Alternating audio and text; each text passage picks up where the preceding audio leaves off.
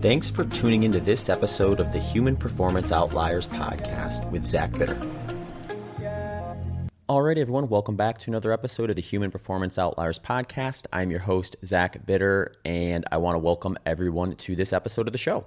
As a way to thank the listeners for helping me grow this podcast over the years, I'm going to continue a raffle option for all of you to have a chance to win a free consultation with me. So it's a 30-minute consultation that I will raffle off once per month. All you have to do to enter is share the episodes that you enjoy on whatever platform you find most interesting. The only thing I ask you to do is, if it's a social media channel, make sure you tag me so I see it and can save that and enter in the raffle. Or if it's somewhere else that you can't tag me at, take a screenshot and send that to me at hpopodcast@gmail.com. You can also enter the raffle by writing a show review on your favorite podcast listening platform. So if you do that, take the screenshot, send it to hpopodcast@gmail.com, and I will enter you in that monthly raffle. Also, I'm excited to announce that I launched a new group coaching option. So to go along with my personalized one-on-one coaching options and my pre-made plans that I have on my website at zachbitter.com, this year I'm starting a group of online endurance runners who want to work with me in a slightly different model. So if you're interested in checking that out, just head to my website at zachbitter.com, go to the coaching tab. From there, you'll be directed to the team coaching option, and you can sign up for that and get onboarded to join the group. If you're interested in keeping up with what I'm up to, please give me a follow on some of my socials. Follow me on Instagram at ZachBitter, on X, Twitter at ZBitter, and check out the brand new HPO podcast handles, which are just at HPO Podcast on Instagram and X/Twitter. Of course, all this stuff can be found quite easily on my website, which is the main landing page for everything I do at zachbitter.com. Here are some discounts and promos for HPO sponsors. Also, just a reminder, I have a full breakdown of how I use each of these products at the end of the episode, so stick around to hear that if interested. Otherwise, head over to the websites. S-Fuels, if you're interested in right fuel at right time approach, check out their second generation products that just launched. You can get a 15% discount by heading to their site. Also, if you want to try a free sample pack for the cost of shipping, there is a link in the show notes and on the episode landing page that will get you access to that. Otherwise, head over to sfuelsgolonger.com. Janji Apparel has 10% off with promo code BITTER10. Janji makes some great training apparel. I use it in the gym and on runs. You also have a really cool product I've been using a lot lately, which is their multi-pass mini and sling bag. I would definitely recommend checking those out. Element Electrolytes has a free sample pack with a purchase of their product and a satisfaction guarantee, which just means if you don't like it, you get your money back, no questions asked. You don't even have to return the product. They also just launched a new product called Sparkle, which is a 16-ounce carbonated can with the Element flavors in it. This one's great. I've been using it in my long runs recently.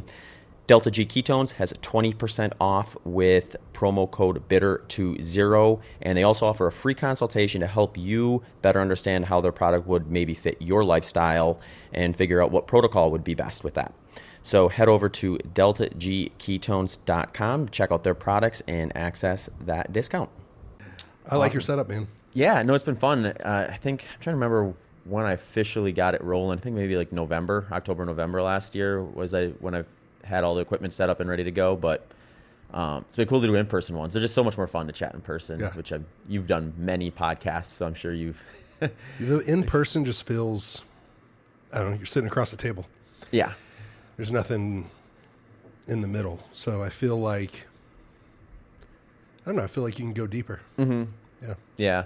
Yeah, I noticed the first couple in-person ones I did, I was like, these episodes are just on average lasting maybe 25 minutes longer than they would when they were just virtual. And I think it's just, you just have more, you just go deeper into stuff, I think, because it's just when you're in person chatting with someone, I think for whatever reason, it just like kind of sparks the creativity a little differently. Yeah, you get in the flow, and what is it? Just like whenever you're working out, maybe not so much for running, but when you have someone to go with you, you feel like you can take it up a notch. Yeah, that's a good. Keep Yeah, it that's going. exactly what it is. Because when you run by yourself, you feel every minute of it.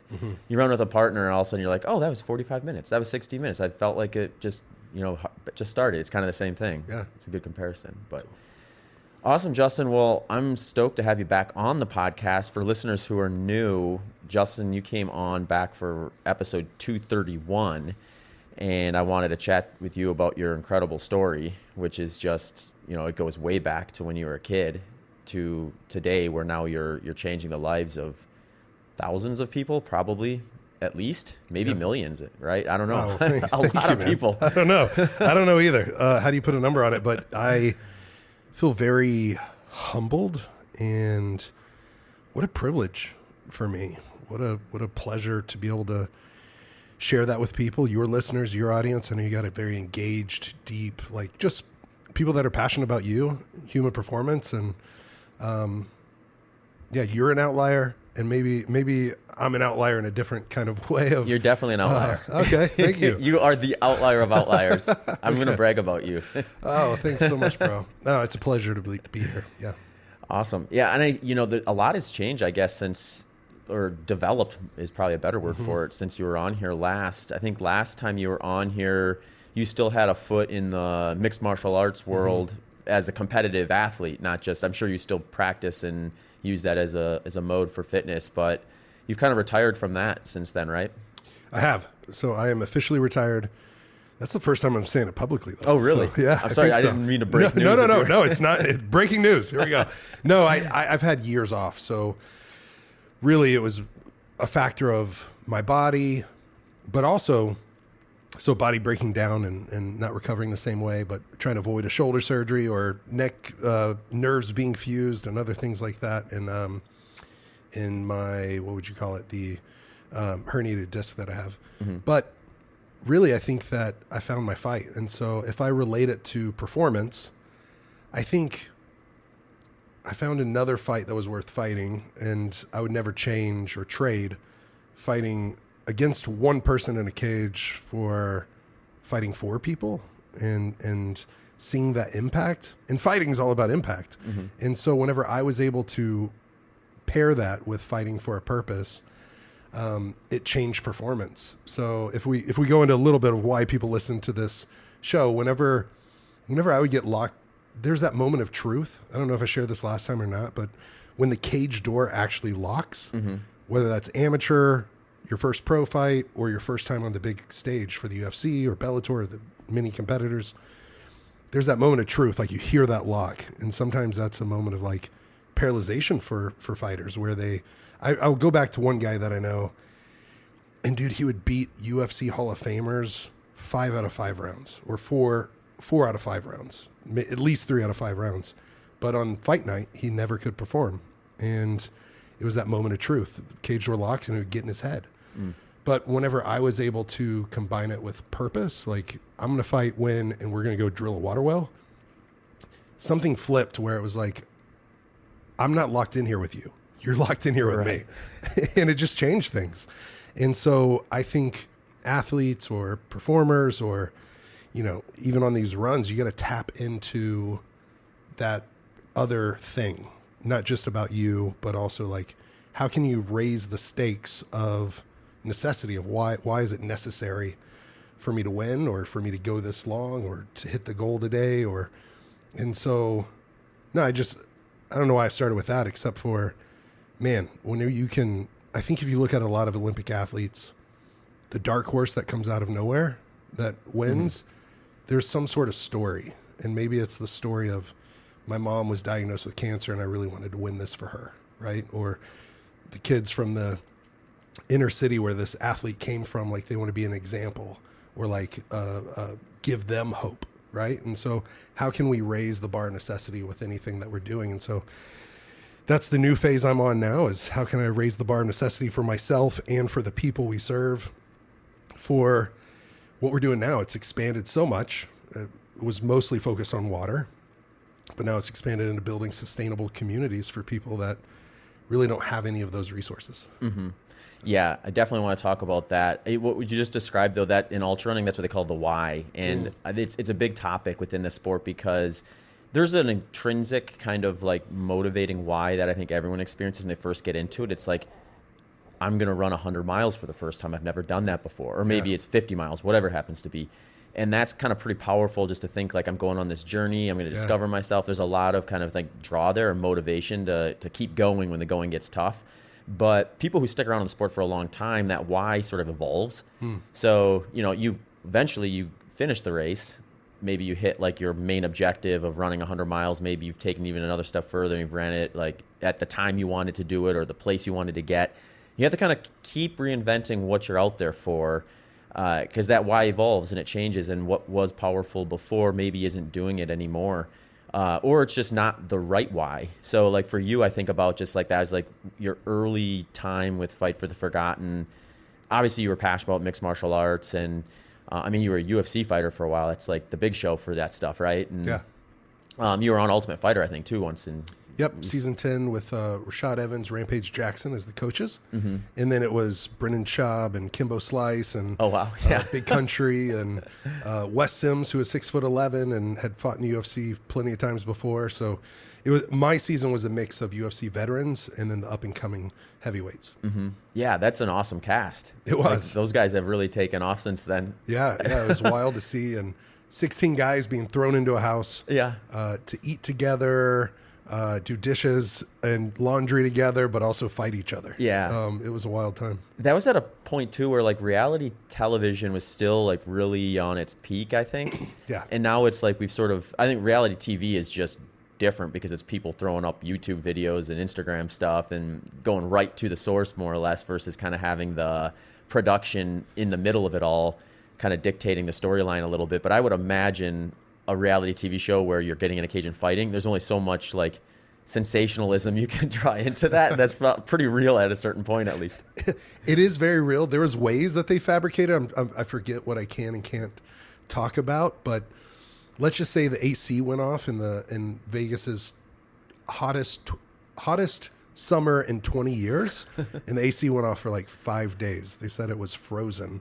And really, someone kicked off the lockbox and they just had it turned off. Oh no! But they had pretend people coming to act like they were servicing. No way. They were wearing the air conditioning and have the air conditioning van and stuff like that. And they're acting like they're doing something, but they're getting paid to really just pretend.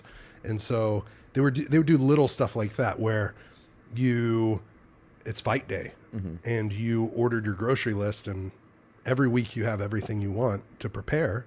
And then day of, all of a sudden now all your stuff is gone. None of the steel cut oats or salmon or broccoli or brown rice or whatever you wanted to have that day is just missing. Messing with you guys. Yeah. Just poking. I imagine that works in your favor because you've been in much harsher climates given what you've done with Fight for the Forgotten. Yeah. Well, I hadn't done any of the Fight for the Forgotten stuff yet when the Ultimate Fighter happened. But I would say that my why really changed. I think when I first started fighting, I just wanted to prove to myself that I wasn't that bullied kid anymore. And because I grew up getting very heavily bullied. And for those that haven't heard the last episode, I would literally get beat up at school and wouldn't fight back. And so when I found wrestling, that was like a light bulb moment. It was my outlet. It was my purpose. Like, if I can be a good wrestler, people aren't going to take me down. I could defend myself. And then when I got on the Ultimate Fighter, I just remember getting my hand raised or fights. Like it didn't do what winning a national championship in wrestling did. I won that in the first time. Like, man, I was flying high for quite a while, but then I needed to win a second. And so I won that second one and it was cool. It was good. But then it was like, okay, now I need to fight. And so then I went into fighting. And what I say about the Ultimate Fighter, it was a really great learning experience. There were NFL veterans that had made the transition to MMA, and you see these guys that are living on a pension because they were in the NFL for like 10 years, 10 seasons, right? And won the Super Bowl. But now they've got to make a change and an adjustment and go after this. But then it wasn't what they wanted. And I was around these fighters that sometimes, I think being a pro athlete, and you as well, like you can you can do it at a high level and you can give back, right? Like that's what you do in your coaching programs and your website. Like I think it's beautiful. Like what was your fastest time running 100 miles, 11 hours and 19 minutes? Yeah. Is that what it was? Mm-hmm. I got it. Yeah. I remember. You did your homework. And I mean, that's incredible. But now you get to give that gift back to others. Some reason I haven't been much of a coach, right? For whether it was wrestling or MMA or jiu-jitsu. Like I've been very fortunate to be around some of the best, like Hall of Famers, and world champions and Olympic champions, but some reason giving that back to others, that has never felt like the pool for me. And so this wild circumstance that got me to Africa and to these people that really have absolutely nothing, being adopted into that tribe by spending significant time with them, like that's my why. Mm-hmm. Is like, oh man, like these are people who just want a fighting chance. And they're willing to work for it. They're willing to do anything for it.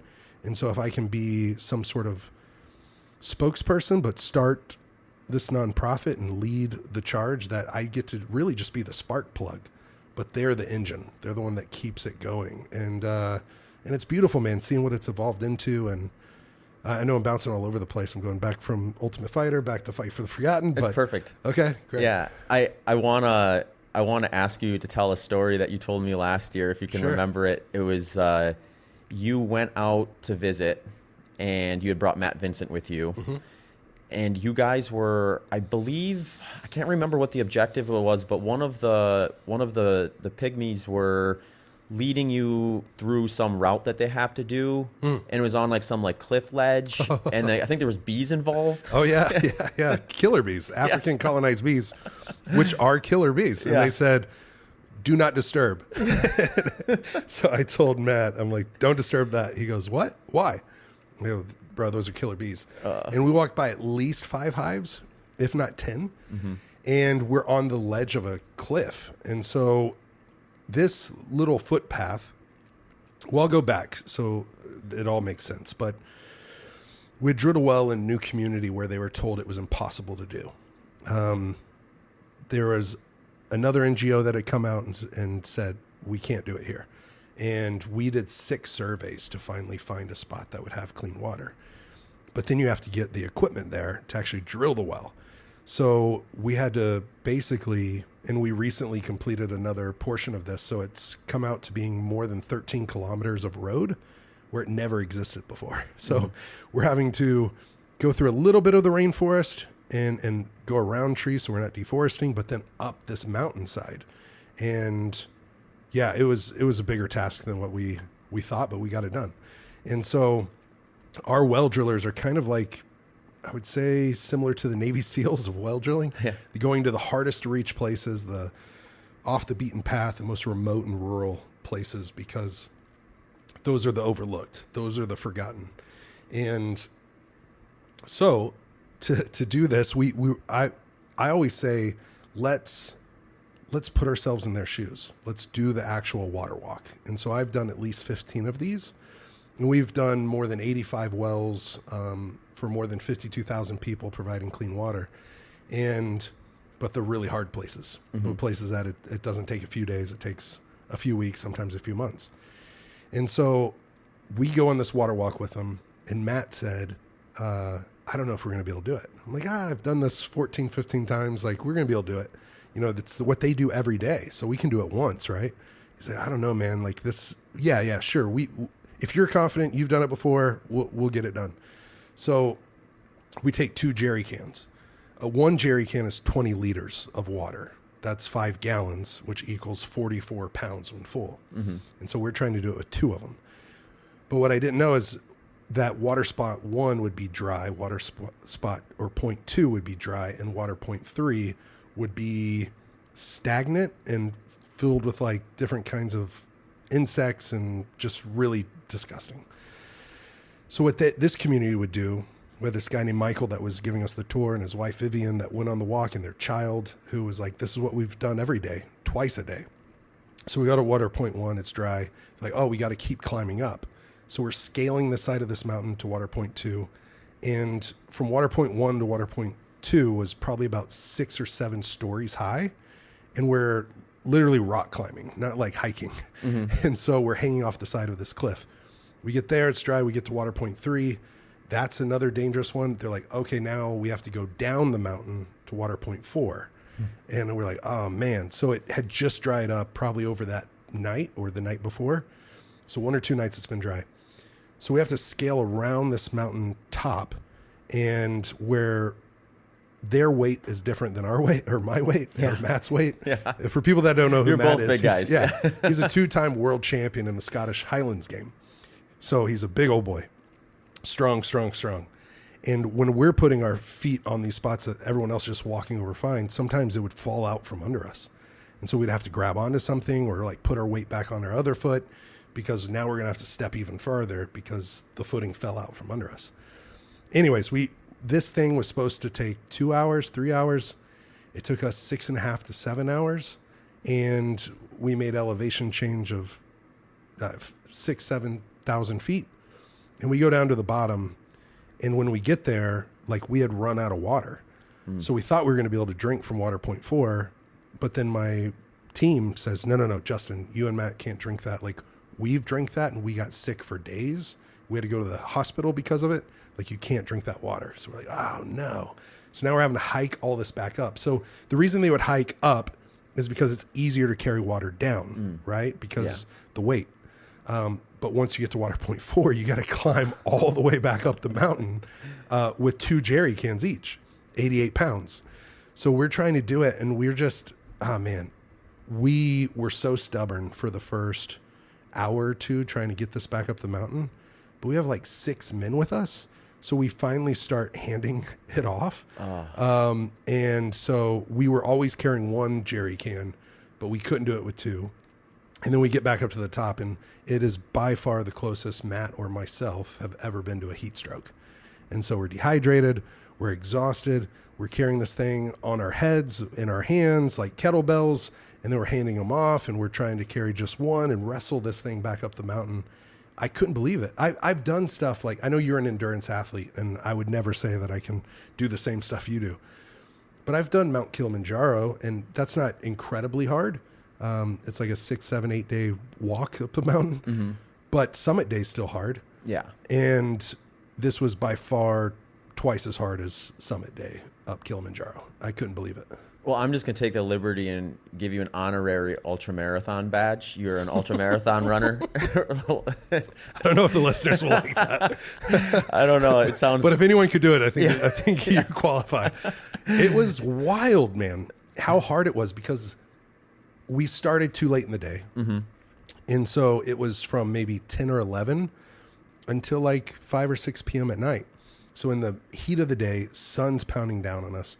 We had these long sleeve shirts on that we're alternating, taking on and off, and the sun's just pelting us. And the elevation changes with nothing being a real path, right? Like there's little footpaths that weren't as wide as our like hiking boots were, right? And I mean, we fell down a few times. There's pictures of me and Matt just at water point 4 before we carried it back up, where we're just spent, ready to tap out. So coming back up, we're like, oh my gosh. So on that route, we crossed all those killer bees, and we were just so grateful. Like, we didn't disturb them. They didn't come out to play. Yeah. We would have died. Hey folks, just a quick reminder that this podcast sponsors include S Fuels. They have a 15% offer for you.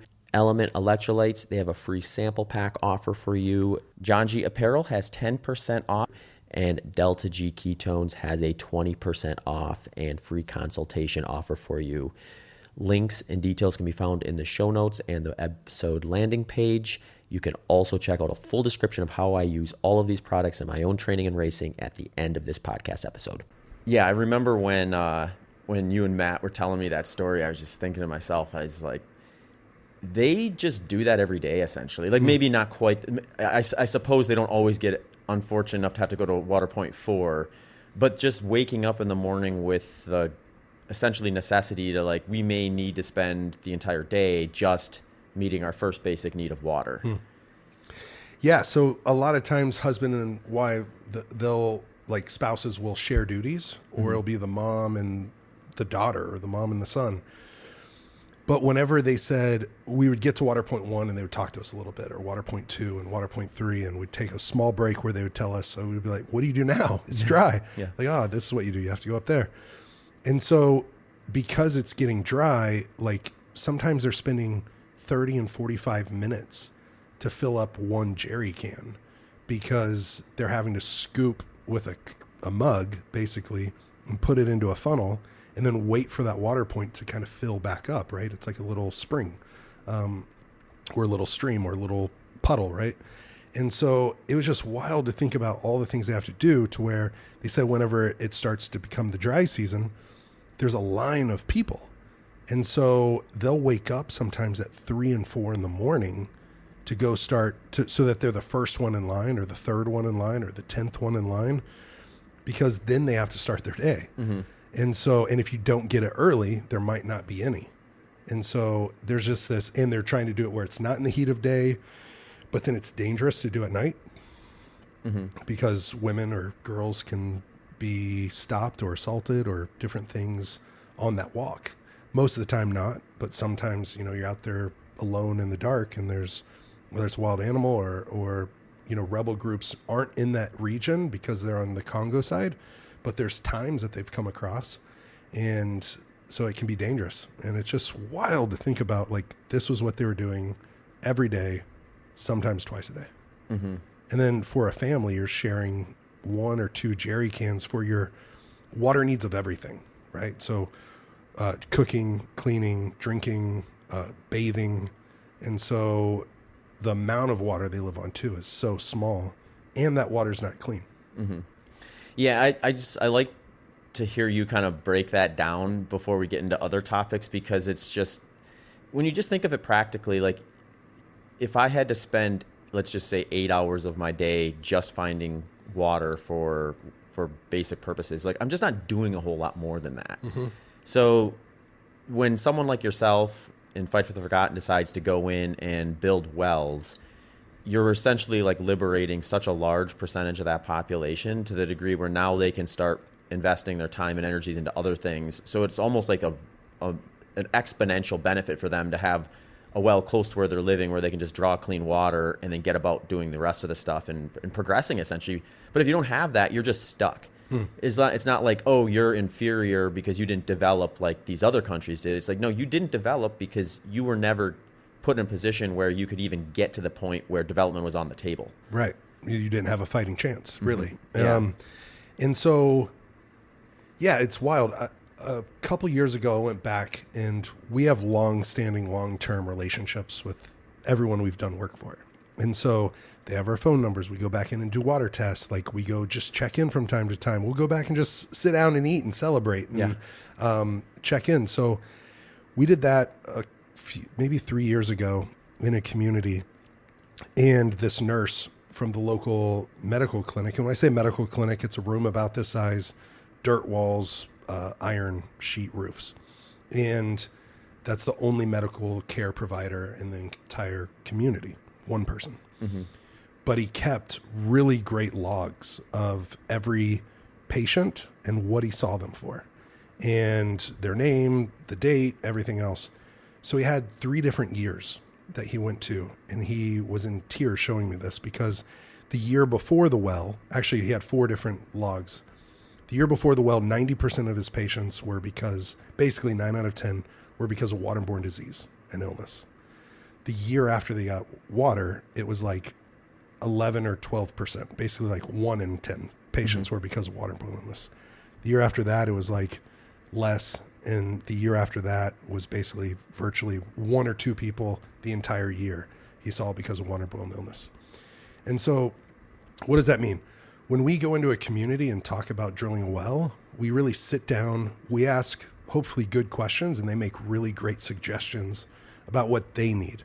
Like, there's a typical thing that people need, but really understanding that is unique, because some people can think this water's clean. We drink clean water because it's clear. Well, we'll do a test and see if it's actually clean, right? That spring, is it clean or is it contaminated? But also we'll sit down and talk with them and be like, what would this actually do? How would it actually change your life? And so I remember we did the survey in a community where the average household was spending about $165 per year on waterborne illness treatment. So the pills, because they're getting these parasites or amoebas or viruses or bacterias, this waterborne illness, and they're taking the pills, but they're washing it down with dirty water. So really it's just to survive, not to get it out and have the opportunity to thrive. If the average household is spending about $165 a year on treatment, that's about half their income, because normally it's a single income family and they're making about $1 to $1.25 per day. Now, what if you have clean water and clean water close? Okay, so you take the treatments once and you're done. But also, could your wife go to work or your spouse go to work because they don't have to go collect dirty water from 6 kilometers away or 8 kilometers away or 10 kilometers away? Yes. So now it's a dual income family. Or could your daughter go to school for the first time because you had to pick between your son and daughter who goes to school because it's her job to go collect water? And so, man, they can make twice as much money just off a single income family. But if they become a dual income family, now it's 4x, right? 3x, 4x. And so them to understand that, it's like light bulbs turning on. And then to see how they progress, like you're saying, like now because they make more money, they can buy school uniforms and pay for school fees and buy the school books and send all their kids to school. And so if there's a school in the region, our next project, there isn't a school and there's 500 to 700 kids that aren't in school.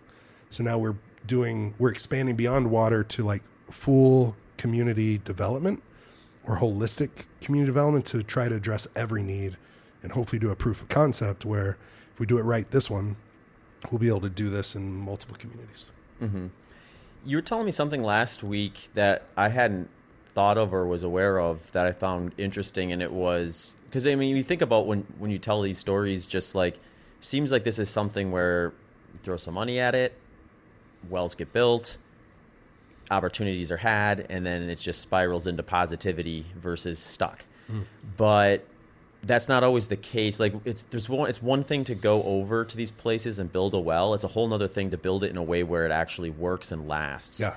And like I'm just thinking of a scenario where like if I was accustomed to, finding water on my own and that was my reality in life, it'd be rough, but I at least would have the skill sets of knowing where to go and how to do it. Someone comes in, builds me a well, and also now I have clean water. 2 years later, that well breaks. Now I'm back to the other spot where I was before and hoping I still have access to and the ability to go and find water the way I did before. So to some degree, it's like helping is not always helpful if it's not something that's going to be a lasting impact. And you were telling me some stuff about how Fight for the Forgotten tries to make sure that they don't become an organization that is going in there with a quick fix and then all of a sudden like creating a bigger problem down the road. Yeah, you're right. So helping can hurt. Yeah. Helping can hurt, which is wild to think about, right? If you can have all the right pure intentions and be good-hearted but there's a difference between a hand out and a hand up. And you can't put a Band-Aid on a bullet hole, right? And a lot of times that's what international development work is. That's why it can become toxic charity. It can become crippling to the local community. People just don't know it because I call it the show up, blow out technique, where it's announce your arrival with a parade, throw a party, get your pictures, and then peace out. Like you're done. You go on to the next community. And there's no real follow-up or follow-through. So there's over 230,000 broken wells in Africa right now, which should sound staggering. I know that's a big number, and what does that really mean? It means that's billions of wasted charitable dollars, but really what that means is probably tens of millions of people robbed of dignity and hope. Like like what you just said, like you can have a water well and all this progress, but the reality of the situation is a well's going to need maintenance. Just like your car is going to need an oil change. And if you don't, like things are going to go bad. So I think within the first 2 years, like 60% of the water wells go down. It might be 40%, but I think it's 60%.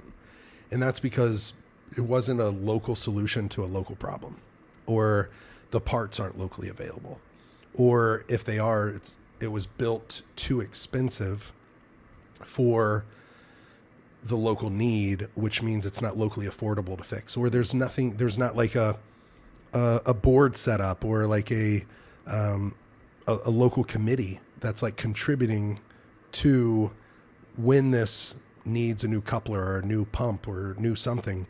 Like, they don't have the money for it. They don't have contact with the organization that drilled it. And so basically it's done. It's a graveyard of water wells. And that's the tough thing, is like driving by communities that you see a dry well that really there's water underneath there, but like it just needs a simple fix.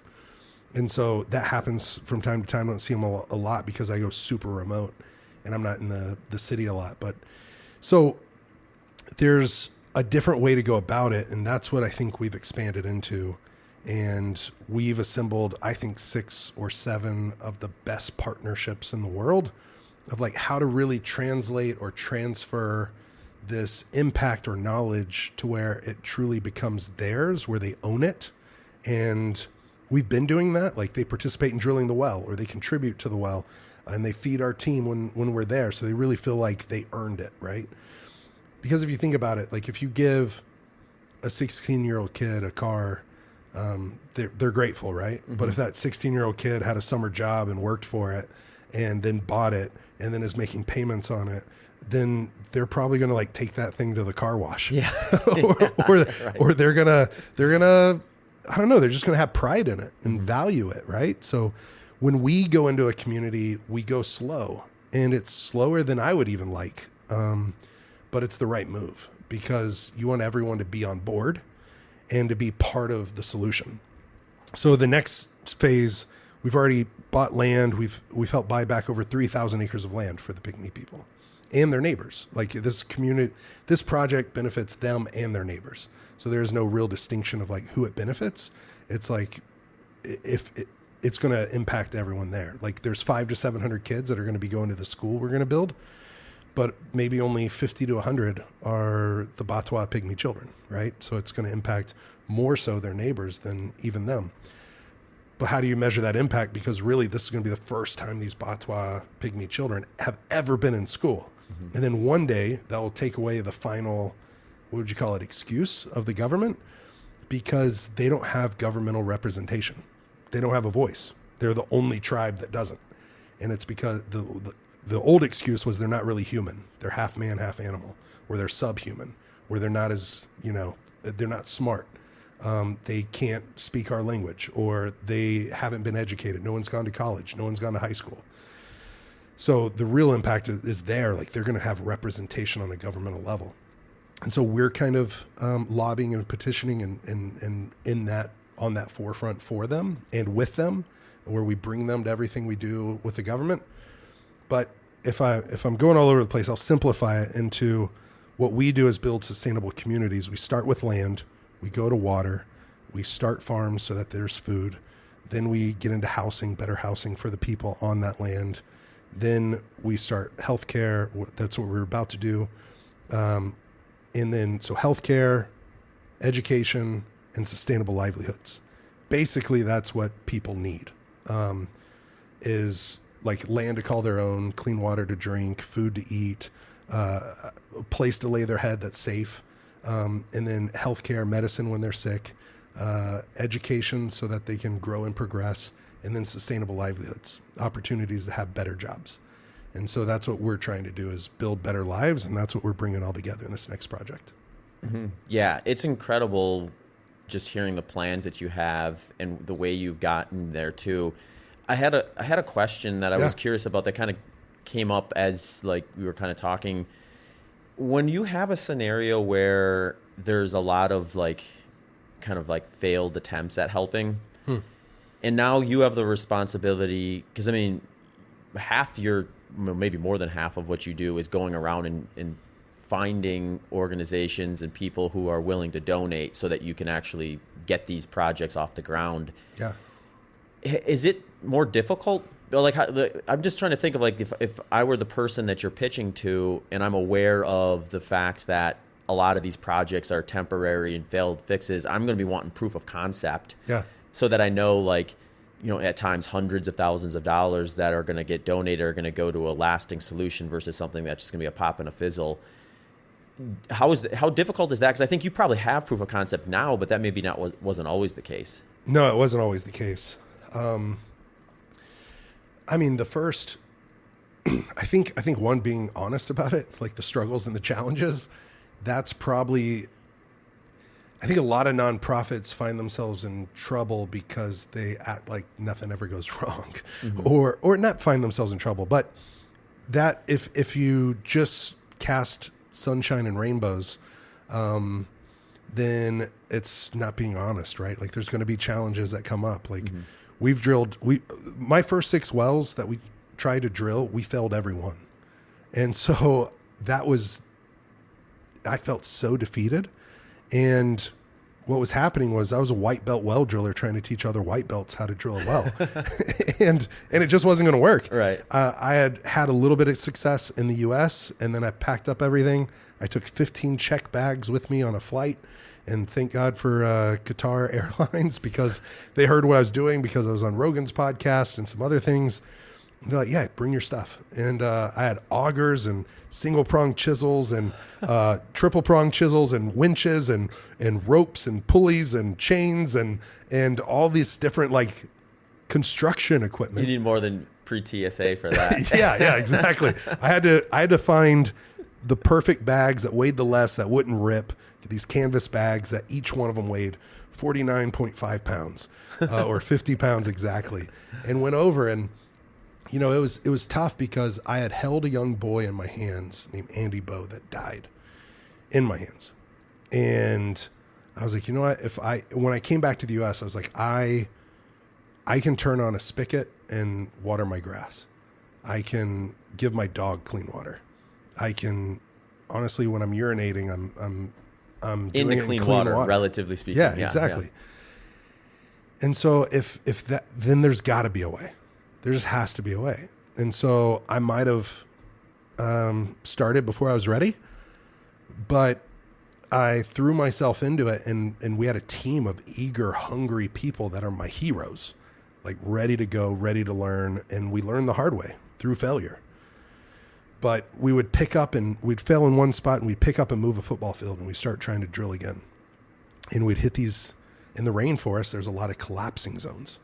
And so there's so much moisture and this atmospheric or geological like pressure underground that like we would drill 60 feet deep by hand, and that would take 2 or 3 days sometimes, because you're wrestling the earth. You can't see where you're going.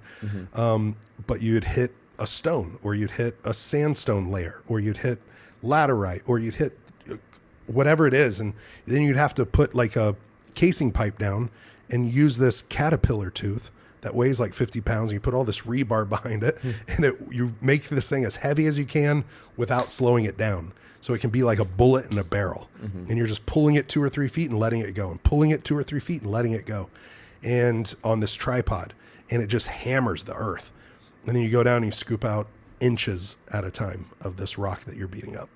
And you're just like, is this going to work? Is this going to work? And if it failed, you're just like, man, I had my hopes up. Our team had our hopes up, but really we got the hopes up of the people we're trying to serve. So until I found like an expert well driller in the method we were doing, who had over 100 wins under his belt, like he came in, and I remember I called Papa Y, and I had malaria, and I was back in Uganda, and I was going back into Congo, and I called, and I was like, I think I'm done. Like I'm sick. I lost 33 pounds in 5 days. I'm vomiting red and green, blood and bile. And all I've done is failed. Like, what do I do? Do I need to go back to the US? He's like, I'm going to call someone. They've had some success. Maybe he'll call you and give you some advice. Well, insert B-Tech, who's our team leader in Uganda. He didn't just call me. He like showed up and rolled up his sleeves. Wow. And he's like, I'm here. I'm going to show you what to do with collapsing zones. That's what you're hitting, but I got to see it and feel it. And basically you're wrestling in the dark or blind with the earth and having to figure out what's going on under 60 feet underneath you, maybe 80 feet underneath you. And so we finally had this moment where we got success, and I remember I was looking at him. Everybody was looking at him. We'd gotten further and deeper than we've ever gone before. And I was looking at him for some sort of sign because the auger just, it shifted and it kind of spun and it just did something different. And all of a sudden water came up and it just kept coming up. And I'm like, did we do it? I don't know. I'm looking for him for some sort of sign. And he cracks this grin and I'm looking out at everyone else and looking back at him. And he just let out this water warrior roar. Like he just, And then I started celebrating. Then everybody started celebrating. I just remember that moment it took 3 more days to like set the well and clean the well and like purify it. And it's called well development. And so, but on that 3rd day, whenever we celebrated, we danced from nighttime until the sun came up. And that moment for me, I've been to UFC 100, 200, 3, I've been to them. The Super Bowl, the World Series, the NBA Finals, a moment of 150 people getting access to clean water for the first time. Like those celebrations, those cheers, like drowned out arenas full of people. Like it was just different. And I was just like, this is it. Like we can keep doing this. So to go back to your answer or question of, is it hard to gain support? I think, yes, it can be for sure. But I think we talk about how other models have failed and how we're having success and that it's sustainable success and that it's maybe slow development, but like it's happening. And like, look at this and look at this story and look at this person's life changed. And what we're doing now, I mean, over 5,000 people are going to have their lives changed. I mean, not just land of their own and clean water to drink, but like we're starting a nursery for native and fruit trees, like native trees and fruit trees to bring back this forest that's been deforested, that's been like wiped away from the earth. Mm-hmm. And it's like, we're bringing that back. And the school, I mean, can you imagine 500 to 700 kids that just don't have anything to do during the day? I mean, they're working the fields. Manual labor, yeah. At 5 years old or 3 years old even. And it's like, that kid's going to be able to go to school for the first time. Actually, 500 to 700 of them. And thinking about the healthcare, like my last trip, did I tell you this about the mother? I don't think so. So I was down the mountain actually not my last trip, the second to last trip. I went in December last year and March, April. So in March, April, I got malaria again. And this was right before Amy came on, my fiance, on her first trip. And so I'm down the mountain with malaria. They don't have cell network. I took the working vehicle. One of our vehicles needed some repair. And there was no motorcycles in the area either. This mother went to labor early. It's a 2.5 hour walk to the nearest hospital to give birth. So on the roadside, they tried to deliver the baby and we lost both the mother and the child, like someone I knew and cared about. So like that was rough. That, there's preventable disease. There's also preventable ways like a mother and a child don't have to die during labor. And if they have to walk 2.5 hours there for care, like a lot of bad stuff's going to happen. We're probably having 3 to 4 funerals a month that are completely preventable in this community. And it's like, man, if we already have a nurse outpost there, kind of a medical outpost. We're building this community center. So it'll be a community center, a health center, 12 staff houses, a school for 500 to 700 kids, and the Fight for the Forgotten, like kind of headquarters, plus a nursery. We already have 2 wells, but we're going to put one deeper well, and that's going to go up to Water Reservoir to where, remember that walk I was talking about, that crazy walk? Yeah. Now those 5,000 people will be able to just turn a spigot outside their house. So it won't be piped water in their home, but it'll be right outside their doorstep. And so when they want a cup of water, they can go get a cup of water instead of fill up a whole jerry can. Mm-hmm. And then we're going to have on 56,000 square feet, it's going to be rainwater catchment. So that way there's multiple sources that it's not overloading the system. Mm. So the 2 wells that are there at one aquifer, we're going to go past that aquifer for the deeper well. So now there's 2 aquifers we're pulling from, plus rainwater. So there's a checking account, a savings account, actually really 2 savings accounts. And so it's just making sure it's a well thought through thing. Like in our community here, we don't know where we get our water from. Right. But I guarantee there's a backup, you know? Mm-hmm. Yeah. They've thought this through. Right. Right. And so we're not trying to put, I don't know, 4 or 5 or 6 or 10 faucets in everyone's home. We just want to get one outside of it. Right. And then make sure that we're protecting the water table. So we have these biodigester toilets that are going in at the school, the health center, the staff houses, the community center. There's going to be like, I don't know, 50 or more like public toilets. But the thing that's bad about latrines in Africa is they normally pollute the water table or the water wells. Well, we want to make sure that's not happening.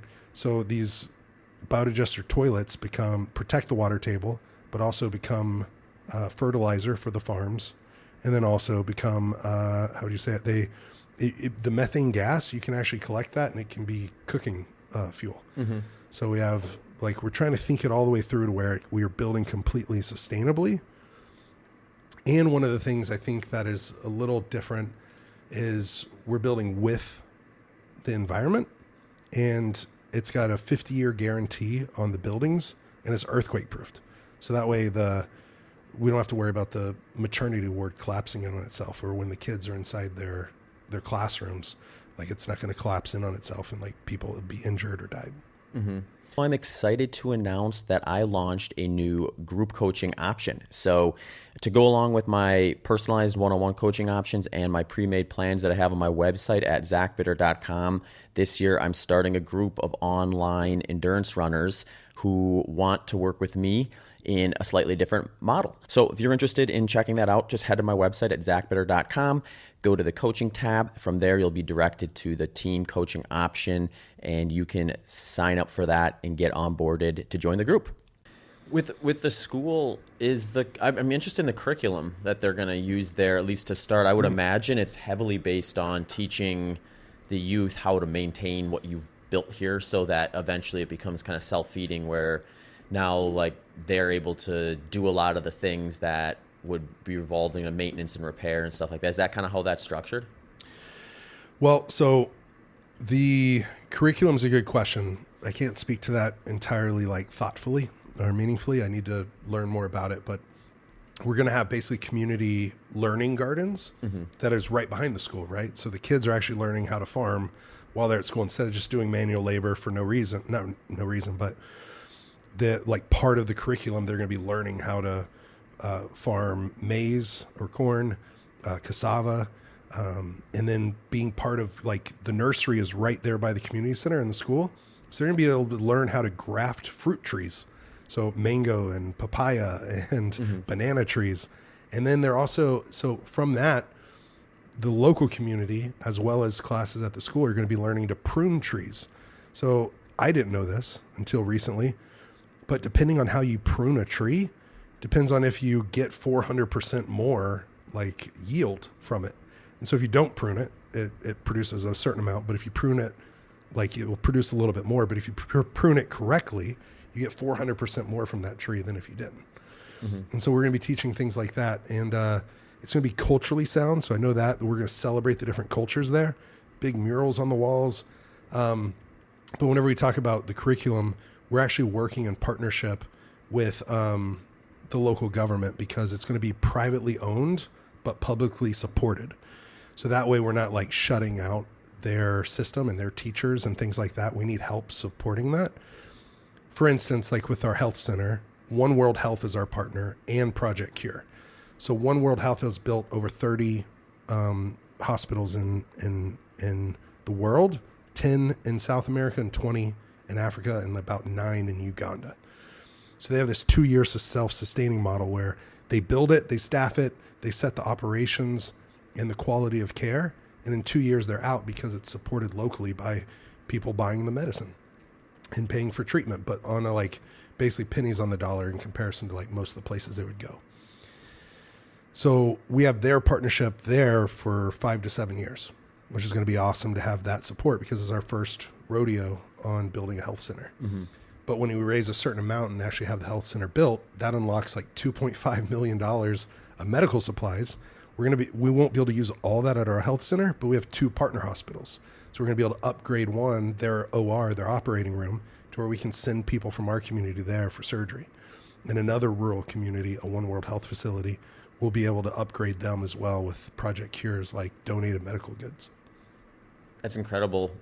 So you're breaking ground on the hospital this summer, right? July 30th. So just really right around the corner. Yeah. Yeah, it's right around the corner. And what's so great about that is, man, I didn't know this is the original vision. Like 13 years ago, I sat down with the chief, and he had his grandfather's spear, and he wasn't using the blade side. He was using the kind of, I guess, stick side of it. It was drawing in the dirt: land, water, food, healthcare, education. Yeah. And it's taken us 13 years to get to a point to where we can do that. We can do that. And so we're super excited to be breaking ground July 30th. And then this is probably why I don't know as much about the curriculum, because we're starting with the community center and then the hospital and then the staff houses. And then once we get all that up and running, then we can get to the school. Sure. So we're doing a phased approach. Like there's actually 4 phases to it, but we're going to do, hopefully in one swoop, we're going to do phase 1 and 2. Mm-hmm. I guess you can correct me if I'm wrong, but I'm thinking through just like the amount of thought that's put in kind of the order of operations with this. And it seems like, yeah, the school would maybe be like, it would be better to have, if you, for whatever like immediate support that you're going to give that is dependent on you, is probably best done to get some of those things in place before the school. So then once the school's up, you actually have some things to embed into the curriculum. So it's possible that that's even in development, I would imagine, too. Yeah, totally. So the community center is going to be a vocational school as well. So we're teaching masonry, carpentry, welding. We're teaching English classes there because it's their national language. And so for the adults that didn't get to go to school, like English is the national language, but it's only taught at school. And so like having that opportunity where we have, I think 2, maybe 3 classes a week, and that's our most attended thing. Like, I mean, it's 50, 60, 80 people they're outgrowing the space where we're teaching the English classes. That's why we're going to do the community center there. But we have partnerships with the nursery or like reforestation, with agronomy or like the crops. We have 2 partnerships on the health center. And I shouldn't be forgetting some, but we have another partner that's gone to 5 different communities in Uganda. And what they do is they build a small health center, a big school, and then they do a small farm. And so we're going to be talking with them about what's your curriculum and how do you do this at the school and do it really well, because kind of that's their bread and butter. And so if anyone listening to this knows of a great kind of a nonprofit NGO that's really doing it the right way, not just kind of building it and running away, but actually like staying with the community and making sure that the impact lasts and continues. There's got to be a balance, right? Where you don't build it and run or peace out and bail, but you also don't stay around indefinitely, because then it builds up a dependence on you. Yeah. So we kind of have this kind of not exit, but it's an exit strategy where we get them up and running. We're always going to love them and support them, but in the next 5 to 7 years, we should be able to pull back our support and be able to go into these other new communities. It's almost like when you get to that point where the first community you are making that exit, it's just like a grand version of that well water breaking, right? Where it's like you're like, all right, we did it. Now we can move on to the next spot. And I guess probably not start from scratch, maybe start from scratch, depending on where you go, I suppose. Yeah. So we already have our second community selected, and it's on the border of Rwanda and Uganda. And then our third community will be in Rwanda, and we'll probably do another community in Rwanda, and then we'll go south of Rwanda into Burundi. And so what Fight for the Forgotten's mission is, there's 8 or 9 African nations where the Pygmy people are represented, or they live, and they're the first citizens of those nations. They're the first people of Africa, maybe the first people of the world, right? Anthropologists call them the oldest people group on Earth, and also one of the most oppressed people groups on Earth. So that's our heart and where we started, But everywhere we go, we make sure it's a beneficial thing for everyone in the community. We're building better lives for the Pygmy people and their neighbors. And what we want to do is open source this to where other NGOs or nonprofits or communities, like someone, if they do have internet access, hopefully they'll be able to go watch our videos or what we've done, what we've learned, and open source it, or they email us and we'll be able to share like our do's, don'ts, or like our learning lessons, right? Like we thought this was going to work and you know what, it actually didn't. But for the most part, we have, I think, really great success because people want to be included. They want to, what father doesn't want to help build a home for his spouse and his children, right? So like when we open that opportunity up, like here's the husband, here's the wife, here's the kids actually like participating. Yeah. Because they want a better future for themselves. Yeah. And I suppose once you get the first community finalized and it's comfortable enough to like exit, you have the blueprint then. So there's so much less mistakes probably being made in community 2, 3, and so on, that you can just sort of roll with it. I'm sure there's some variance from locationally that you can't just necessarily rinse and repeat, but I imagine the mistakes are so much fewer at that point. Yeah. You always have to look into like how would you say it? The interpersonal dynamics among like people groups and tribes. And, you really want to attract the right people to the bus, making sure the bus is headed in the right direction and everyone's kind of seated in their right seat on the bus. Like all this is where we're going, board the bus if you believe in this and you think you can contribute to this and it become yours. And so, but for the most part, that's what we think we've found. The problem is that the traditional charitable model is broken. And so traditionally, nonprofits have been super protective of their programs, protective of who gets credit or possessive of who gets credit, and also weird about like, are you trying to take our donors or our donor base or, whatever. Yeah. What's been really cool is that's not us. And that's not who we've attracted into this.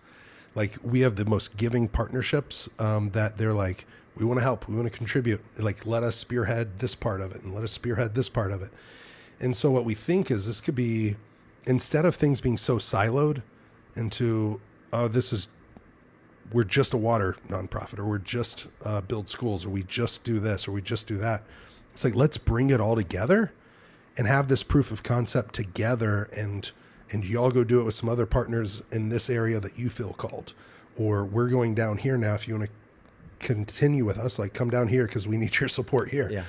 And so it's been really neat to have these conversations. It's taken years and years to get here, but it's turned into this beautiful thing. Yeah. Yeah, it's incredible to think of how far you've come since I first heard of your story, and I'm sure that just is going to be exponential going forward. Is there, what's the price tag on the hospital? What, if one were to build a hospital in remote Africa, what are we looking at? So let me just sum it up to 56,000 square feet is like the total project, or like building infrastructure. And that is going to be $4.7 million total. But if you think about that, I mean, we're in Austin, Texas. What is that? 4 homes? Yeah, right. No, exactly. Yeah. Yeah. It's like 4 homes that 20 people live in, 30 people live in, is going to provide health care for 5,000 people or more. It's growing. It's providing a market where they can do business to 5,000 people, a school where 500 to 700 of their kids go, clean water for all of them, food for all of them. Yeah. And so it's really creating a better life for an entire community. Excuse me, I burped. But for $4.7 million. So the first phase of the project is $1.5 million, and that is the entire community center, which also has a basketball court and a vocational school and rainwater catchment and the toilets and the farm coming off of it and the nursery.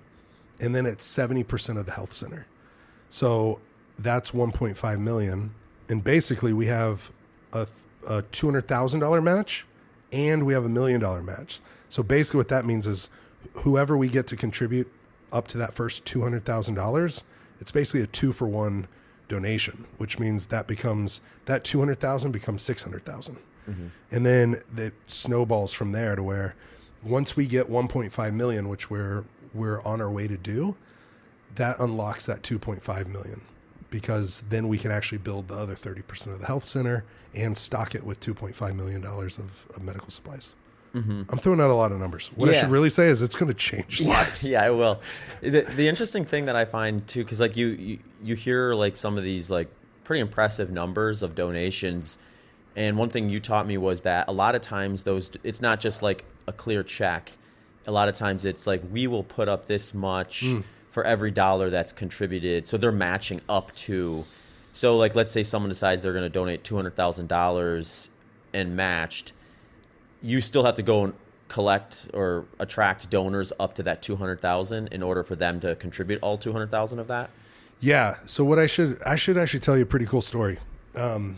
Walking into this, actually driving up to the studio to do this podcast with you, I got the call that we have confirmation of the first $200,000 match.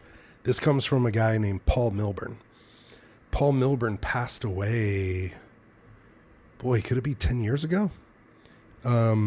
Maybe 7 or 8 years ago, Paul passed away. But what he did was he put a lot of money, millions and millions of dollars, into an endowment. And so that endowment gives its interest away every year. And so I honestly never met Paul, but I just hear story after story of how incredible of a man he was. And what he wanted to do is give to infrastructure and help build better lives in Africa. And so they heard about what we were doing. We got to tell them, and they're like, man, Paul would have really wanted to give to this.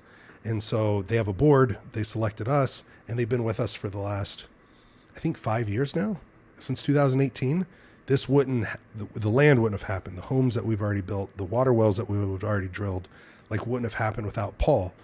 But isn't that a cool legacy? Yeah. Like, he's gone. Yeah. But like, his impact lives on. He set it up in a way. Yeah. When you think of just the way the money works, especially here in the United States, it's like that's the move to keep the gift giving, have a large enough sum of money that's going to collect interest, and don't tap into that generator, tap into what it's producing. And then you have that, rather than one gift, you get continual gifts. Right. Every year for 5 years, we've benefited from that. But what they do is they only give matching gifts. Okay. So what that does is it motivates me to go out and tell the story, and motivates hopefully new donors to be attracted to say, oh my gosh, like, if I give $10, it becomes $20. Yeah. So basically, if someone were to go to our website, fightfortheforgotten.org, and they sign up for $45 a month or $100 a month, it would be $200 a month really that we're getting, because it's going to be doubled. It's going to be matched. And so it's pretty awesome. We also have Seeds of Change, and this is the biggest donation I've ever received, but they committed a $1 million matching gift to us. And so basically we have a $1.2 million match right now. But for the first 200,000, if someone were to donate $100, it's actually $300 because we have 2 people matching it.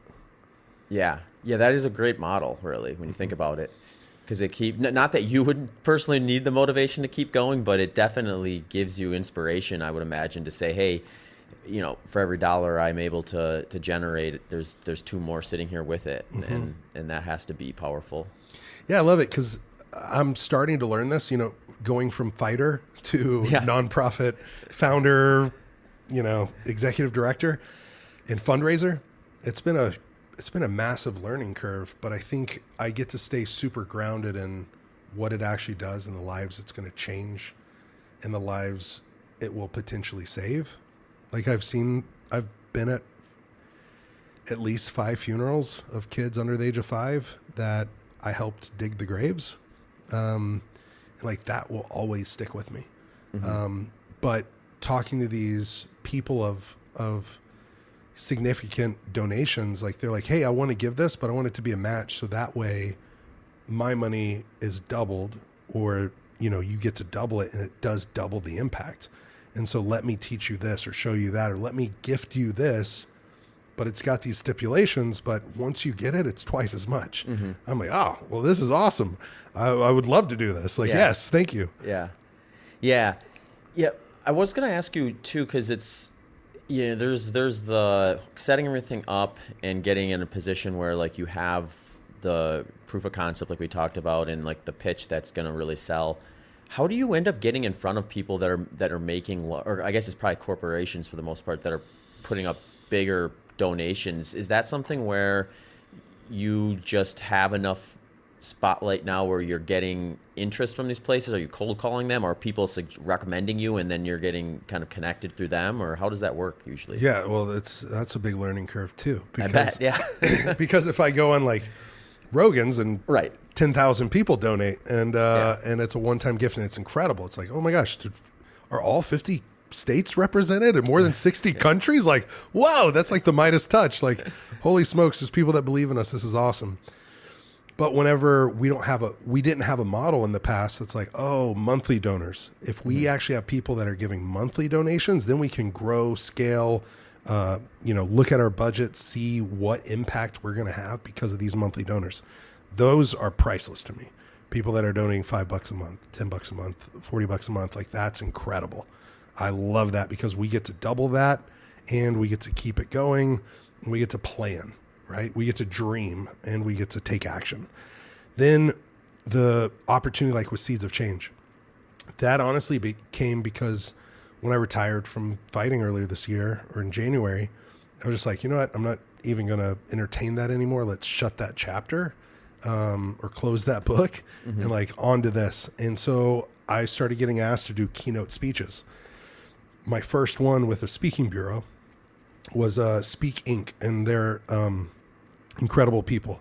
They heard about growth energy. Growth energy is the ethanol industry. And so they put farmers to work and they turned that into basically sustainable fuel. And so they had me come be their keynote speaker because a lot of them were wrestlers or fight fans. And so I got up there and I was looking out in the crowd. I'm like, whoa, weren't you the Nebraska heavyweight? Yeah. Like, I recognize you. His name's Mitch. I'm like, are you Mitch? Like from Nebraska? He's like, yeah. So it was a bunch of good old farm boys and their wives and their spouses and just incredible people. But I got to share my story. And afterwards, some of the people from Seeds of Change said, hey, we have a board meeting in into June. Would you come out and share to our board of directors what you're doing? Because we want to support it, or we might want to support it. And so because I spoke at this event, the right people were in the room and they were able to give a significant donation. That's our first 7-figure gift. And it's not necessarily in the door yet, but they've pledged it. They've committed it. I have an acknowledgement letter. Like it's there. The second you raise it, we're going to release it. And so it's, I would say that like knocking on the doors has been one thing. It's like comes up in conversation. Like we are cold calling or we are trying to devise a plan, but really podcast, get on stage, tell the story, impact people with my personal story, with the story of the people we serve, the story of the nonprofit. And then from there, like opportunities come. Mm-hmm. Yeah. Yeah. It's just such an interesting storyline. And it comes from such a unique place, I think, with, I can't encourage listeners enough to go back and either re-listen or listen to the first time episode 231, where you share kind of your story of just, your youth and how you got into everything you've gotten into and how you even like came up with the idea of helping the Pygmy Tribe in the Congo versus some other group that would need help. Yeah. It's a really, really a special story and one that I love to share whenever I can. Thank you so much. Yeah. I forget if I've told you my names. Have I told you that? I don't think so. So Efeosa was the first name I was given. Uh-huh. That means the man that loves us. And I cherish that one. So that was by the FA Pygmy people. Then the Mabuti named me Mabuti Mangbo. And so Mabuti Mangbo means the big pygmy. That's the one you told me, So that's my Instagram handle is the big pygmy. And then recently, or last year in December, the King Nzito, named me Olengama. And so Olengama was actually his father's name. And so we went down to his father's grave. He collected dirt from it. We came back up, and after everyone went to sleep, him and the elders got together and they got the dirt out, and I didn't know what was happening, but they painted my forehead and my nose and my cheeks and my chest and my arms with dirt and ash from the fire from his father's grave, and they named me Olengama. And the project, the land they have, they named Olengama. So anyways, I just, I feel truly honored. It feels like, whoa, like if I could have written this story, would I have? Or if I could have dreamed this up, would I have? If I could have imagined, like, no, I just, it was never on my radar, but by fate and taking the next step and putting one foot in front of the other, like it took me on this wild ride where, I mean, what a privilege for me to be able to learn from them. Mm-hmm. And if I could leave people with a couple things I've learned from them is, you know, they have the Swahili proverb, if you think you're too small to make a difference, try to sleep in a closed room with a mosquito. and you know, like this story might sound a little grandiose or big plans or however you would say it, like it doesn't need to be that for like anyone listening. It started with me at the Children's Hospital in Colorado. Like I started volunteering there, and then it spread to the Denver Rescue Mission with the homeless. And then it went from that to like an at-risk kind of inner city youth group. And just putting one foot in front of the other and having my head on a swivel, looking to just contribute wherever I could, wherever I felt led or whoever asked. Like it literally led to halfway across the world to this people group that told me, everyone else calls us the forest people. We call ourselves the forgotten. And I remember thinking, like, I am so small and this problem is so big. What could I ever do about it? Like, would it ever make a difference? And I actually told the guy that I took on the first trip with me, or he actually took me with him. I said, it's like trying to empty the ocean with an eyedropper. Like, is anyone ever going to notice? If I spent my whole life doing this, would I notice? Would they notice? And I remember he snapped me out of it. His name was Caleb. He goes, bro, that's the wrong perspective. I go, what do you mean? And he said, every one of those drops represents a human heart, like somebody's name. And there was a kid smiling in the distance. And he goes, that child's smile, that kid's smile. He goes, so does it matter? Like, yeah, every single drop matters. Yeah, it matters to them for sure. It matters to them. It matters to me. It matters. So I guess if I could encourage anyone listening, it's like I'm not asking anyone else to like uproot their lives and move to Africa. Like, you know, frankly, they don't want us all there anyways. Yeah. But we've got too many bad ideas as right? well. Yeah, we do. We have some bad ones. But I will remind us that we can all make a difference in some way. For something or someone, we can all fight for something, right? And so this is my fight, and it's called Fight for the Forgotten. And anyone that wants to contribute is more than, like there's an open invitation to like, if you want to donate, it'll be doubled. It might be tripled, right? Mm-hmm. Like we have those two matching gifts, but what's the difference that you can make in the lives of somebody else? Like what's that meaningful impact that only you could make if you only knew you could, right? And you can. You absolutely can. Yeah. Yeah, and the reality is the way you have things set up, like you may have started with the eyedropper, but you upgraded that eyedropper to a bucket, and that bucket to a larger reservoir, and then a pump that's pulling water out of the ocean at an incredible rate. So you may not empty the ocean, but you're going to get a lot of water out of it at the end of the day. Man, it's been mind-blowing to think of like where it started to where our first goal was 20 acres of land and 2 water wells on it. Mm-hmm. Now it's over 3,000 acres of land. Yeah. And like, anyways, it's snowballed. The ripple effect has just gone on and on and on. And so now it's just trying to ride that wave. Yeah. And say like, this is going in such a great direction. Like we're going to keep going. Mm-hmm. Yeah. What year was it when you first visited? Before 2011. Okay. I was 23 years old. Now I'm 37. That's only 13 years ago. Yeah. And you're already building a hospital.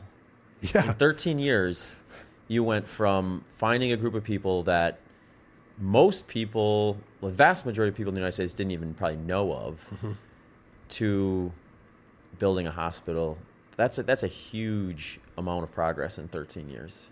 Yeah, man. Thank you for saying that. Just think what the next 13 is going to look like. Right. Because it's exponential. Yeah. Yeah. I when I did this pitch and presentation for the big donation, I wanted to show them the 50-year plan, like the 50-year vision. Yeah. And I know in 50 years, I'm going to be, 87? Mm-hmm. But hopefully, I believe this thing's going to outlive and outgrow me and continue. And I know it's going to in the community. I just hope that the support that's coming from here continues, right? So, and we build an awesome, solid team to keep it going. But I had this, have you ever seen the corporate, you walk into someone's office and they have the iceberg of success? Yeah. And it's like success at the top. And then underneath the water, it's like long nights and, sleepless worry or whatever, hard work and the grind and all these different things. I wanted to show them like, this isn't a one and done like community. Like if I put up at the top, we see the Batwa Pygmy people in Uganda, but what's underneath that is Rwanda, Burundi, Congo, the other Congo. There's actually 2 Congos, the Central African Republic, Gabon, Cameroon, and Equatorial Guinea.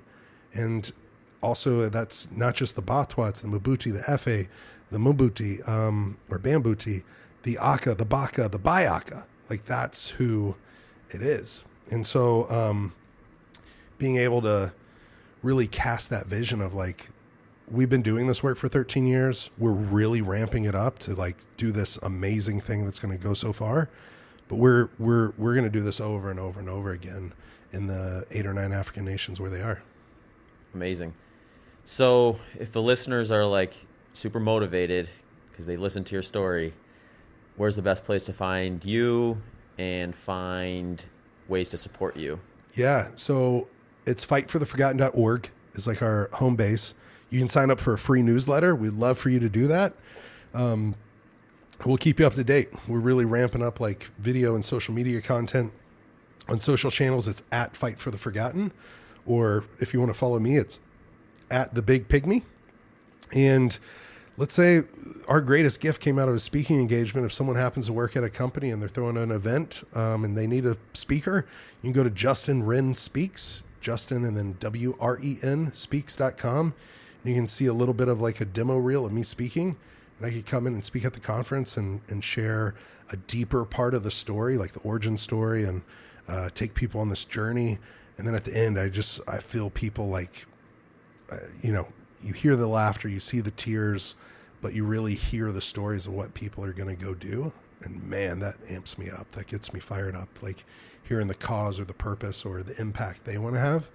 And so that helps Fight for the Forgotten raise awareness and helps us raise funds potentially too.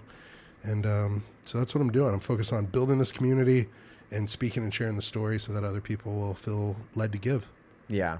Yeah, I can't imagine this would be the case, but if anyone was looking for a guest speaker and wasn't interested in supporting Fight for the Forgotten, they're going to get their money's worth and then some, just having you come in and share your stuff for an hour or however long your presentation happens to be, because it's as good as they get. They won't find a better one. Wow. So hopefully you get some more momentum in that world too, because I know that's been something you've been working on quite hard the last couple of years, and I'm sure that's a big mover for Fight for the Forgotten when things start kind of moving well in that direction. Yeah, it is.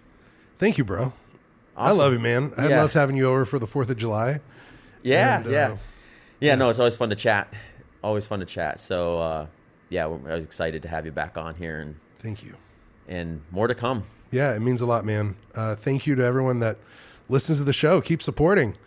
Get some coaching from Zach if you got some goals coming up to crush. Like, he's the one to help you. Yeah, when are you going to run a marathon, Justin? I'm not. You're not. I'm not. That was a quick and decisive no. Yeah, I usually ask that question. Maybe a half. That might be the quickest denial. Maybe a 5K. Can I do a there 5K? You go. Yeah, you do not have to do a marathon. Okay. You can suffer plenty in a 5K. Awesome. And it doesn't have to be a suffer fest either. You can enjoy a 5K as well. Maybe one day I'll try to run across Texas. Yeah. Stay tuned for that one. Yeah. Awesome, Justin. Well, thanks again for sharing some time. Yeah, thanks, brother. Hey everyone, thanks for sticking around to hear more about how I use the products that sponsor the Human Performance Outliers podcast. I have updated a few things, so if you follow closely, you may notice some new details here. I have taken a lot of time identifying these brands, and I'm incredibly grateful that they have provided a product that I use routinely and are also interested in supporting my work here at the Human Performance Outliers podcast. So here is how I use them. S-Fuels is a product that follows a principle of right fuel at the right time. For me, this means I can anchor my nutrition in a fat-dominant way, but not neglect the powerful application of carbohydrates when they are needed. Their product lineup maps the low-carbohydrate dietary protocol that I have used for endurance since 2011. Here is how I use some of their product lineup and some of their second-generation products that they've just recently brought to market. First is their Zone 4 and Zone 5 product. I use these for intra-workout and race carbohydrate targets. I will use the Zone 4 in less glycolytic settings that still benefit from some carbohydrate, and Zone 5 for workouts that I prefer, workouts and races where I want to maximize my carb to other fuel source exogenous inputs. In short, I prefer Zone 5 when my carb inputs are at their highest and I want to kind of go straight to that source. Zone 2 is a fat-based powder that uses C8 and C10 MCTs that are combined with L-glutamine. I use this for lower intensity workouts to help promote higher fat oxidation rates without neglecting energy deficits. So in short, if I'm doing something longer and I want to keep carbs out, but I don't want to have a huge calorie deficit, Zone 2 plays a great role there. Revival is a post-workout race protein powder that I can easily add to some yogurt or a low-carb smoothie to quickly jumpstart the recovery process. I will use a product like this most often when I'm completing training sessions and have a lower appetite or desire to eat solid foods right after, but want to get a jumpstart on replacing some of the stuff that I left out there. Primed is my go-to caffeine source for training and racing. It combines green tea extract, L-carnitine, taurine, and B vitamins, which all combine to help support energy production, fat metabolism, and reduce perceived effort. Life Bars are a product that have been one of my favorites on the S-Fuels lineup for some time now, and they are a great combo of healthy fats and protein that I can have prior to a big training session, race, or simply as a snack on heavier training days. Grain-free breakfast cereal is something that I can sub in for just about any time I would have put granola on something when I was a more moderate high-carb person. So this is a good substitute for that. Oftentimes I will put it on top of things like yogurt as a topper or something like that. If you're interested in more details about their product lineup, the science behind it, and everything else, head over to sfuelsgolonger.com for up to 15% off your next order. And stay tuned for some product giveaways and promos over the course of the year. I got introduced to John G last year and have really enjoyed having some of their products in my running and gym rotation. John G makes pants, shorts, outerwear, tops, and accessories. John G apparel is made with durability in mind and is backed by a 5-year run everywhere guarantee. Each design is informed by a different part of the world through collaboration with local artists and in partnership with clean water nonprofits with whom they have contributed over $1 million donated to clean water solutions. Some key features that John G really focuses on is lightweight, breathable, moisture wicking, odor resistant, thermal regulation, and a super soft and flexible material. Here are the products that I've been using a lot so far this summer. I'm still going with the AFO middle short for very light breathable training sessions where minimal pockets and extras are not desired. So think a very humid summer training run where I want as little on as I can get away with and feel like it's not getting bogged down with a bunch of sweat. The 5-inch multi-short. So I'll sub this one in for sessions where I do want a bit more storage capacity that is placed in the right areas or the right spots. So think things like where I put my phone, does it sit nicely? Or is there a spot to put my key where it's not flopping around or poking me in an awkward place or things like that? So I really like the 5-inch multi-short for that sort of a training session. A product I'm really excited about, which isn't necessarily a training gear per se, is the Multipass Mini and Sling Bags. These are the newest items I have started using from John G. The only question for me is how much stuff do I need, which will determine which one of these I will bring with me. The Multipass is a great for just stashing things like your keys, wallets, phones, headphones, or any item you want to have with you, all while keeping your pockets free from clutter. It's got a nice clippable strap that you can put around your waist or over your shoulder. I'll upgrade to the sling bag if I'm bringing a little more stuff and it's just not enough room inside that Multipass Mini. So think things like the size of a water bottle, or if I'm just going to be on a little longer session or heading to the airport or something like that, and I just need more storage, but with that same type of design with the waist and shoulder options and the clippable strap.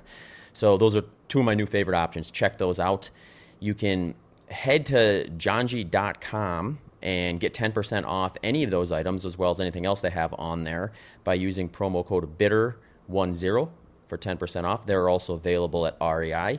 I will give one quick plug, although it's not winter or cooler. A couple other items that I have in my rotation when it does get cooler is the Repeat Merino long sleeve, the Rover Merino hoodie, the Trail Tights, and the Atlas multi-pant. I've been using Element electrolytes for quite some time now. Actually, a while back, I had a sweat test, and it suggested that I lose 614 milligrams of sodium per liter of fluid loss, meaning if I go out for a run and I sweat to the capacity where I lose a liter of fluid, I'm going to lose 614 milligrams of sodium along with that.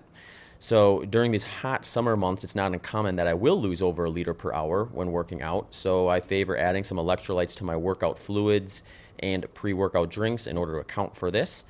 I also find it beneficial if I spend some time in the sauna and lose fluids fast that way. I currently have 3 approaches to using Element products. First is one of their warm beverage options in the morning with my coffee. Sometimes I'll put about half a pack of Element in there. Again, one of their warm beverage options. So usually that's something like chocolate mint, chocolate chai, chocolate raspberry, one of those.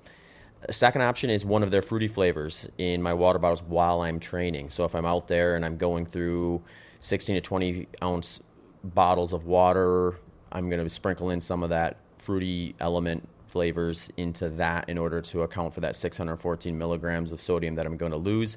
Third is their newest option, which is their Sparkle product, which is just a 16-ounce carbonated can with the Element electrolyte powder in it already mixed for you. So I've been using these for long runs and before afternoon training sessions in the gym when I know my fluid loss has been high. So I've been doing a lot of long runs lately, and having a can of Sparkle there to kind of sip at in between pit stops in the heat to cool down and rehydrate have been a great new addition to my training lineup. Just a reminder, their core flavors include citrus, watermelon, orange, grapefruit, raspberry, chocolate, mango chili, and chocolate caramel. Some seasonal options include chocolate mint, chocolate chai, and chocolate raspberry. You can go to drinklmnt.com/HPO. Throw in that /HPO and you'll get prompted for a free sample pack with your purchase and help support the Human Performance Outliers podcast along the way. The reason I chose Delta G over other exogenous ketone supplements is they have the formula and the dosage that is supported by the research we have to date. They have the DARPA grant to design for special forces, 50-plus research studies, and 20-plus ongoing studies. They also have approximately 3 times the amount of ketones in their product than many of their competitors do, which can be critical for hitting the ketone target ranges that suggest potential cognitive and performance benefits. I've been playing around with my protocol a bit during this last training block, so it has changed a bit from what prior protocols you may have heard me mention on here.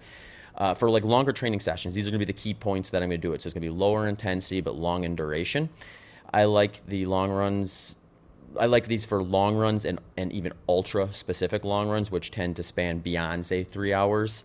And the way I will do this is I will take a bottle of Delta G Performance, that's the blue bottle I have on their website, about an hour into that training session. And then if that session goes beyond 3 hours, I will take a second one.